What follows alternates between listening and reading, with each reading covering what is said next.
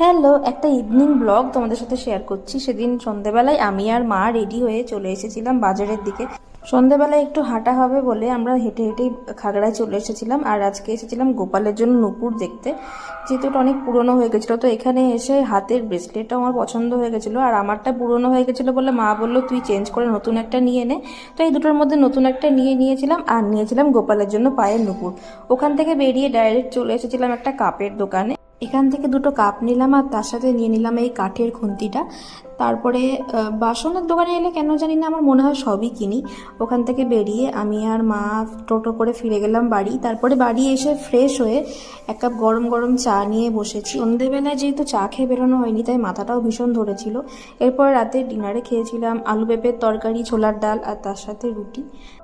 Dinner complete করে ডেলিকার একই routine follow করে আমি এখন বসেছিলাম রাতের দিকে ভিডিওগুলো এডিট করতে। তো আজকের মতো ব্লগটা এখানেই এন্ড করছি। সবাই ভালো থেকো, টাটা।